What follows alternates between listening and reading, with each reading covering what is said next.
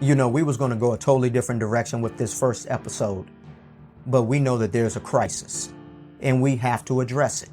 That's why today we're sitting down with someone from law enforcement, because we need some answers. You know, we want to know what goes into protocol. We want to know what goes into training. What you're seeing on social media when it comes to law enforcement and black men and black women isn't new. I mean, it's been like this for generations. You have social media, and social media puts everything on an endless loop. You cannot escape it. We want to find out why these incidents can't be de-escalated. Take the information that you're going to get today, and let's put pressure to the politicians, put pressure to the police departments, put pressure to the police chiefs, so that they can begin to properly police the police.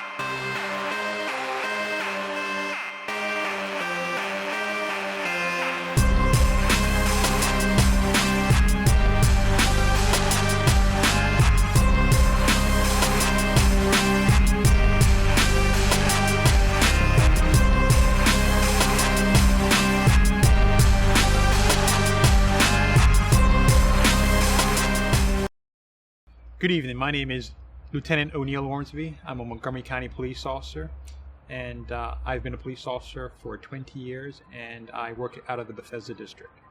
Officer Ormsby, thanks for coming on. A lot of times what I hear a lot of, and we even hear it in the political arena, about having officers that look like the community they serve. You know, so if you're dealing with young black kids, why not have a African American officer? You know, the theory and something I also believe is that it makes it easier for the interaction. You know, does it give you an advantage when you deal within the African American community? I think to some degree it does, because that initial interaction is a little bit smoother or what have you. But I think very early on in the conversation, it becomes less about what the person looks like or what I look like, and you begin to get to the substance of the matter. And police officers respond to how well they're treated and how the person interacts with them, whether or not they're mannerable, whether or not they're obeying their instructions, whether or not they're doing things that don't make them. Okay, I'll be jumping in throughout the episode when it comes to extremely important points that have been brought up. Now, as far as Officer Ormsby is concerned, he represents the Montgomery County Police Department. So a lot of what he's going to say is what they do at Montgomery County, okay, in Montgomery County, Maryland. So I want everybody to understand that. But we do know that certain protocol, certain rules, and the law is nationwide. So certain things we are able to broad brush because the law is the law and the rules are the rules.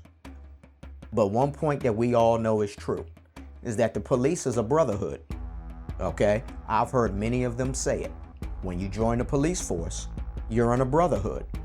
But to me, the brotherhood needs to be about, do you do your job as well as I do mine? And if you don't, we can't be brothers. So that means if I see you do something wrong, I'm going to report you. That's what the brotherhood needs to be about. So we need good cops to step up when they see their own breaking the law. Like, you know, their hands are visible, because hands are what would have a weapon that would hurt an officer.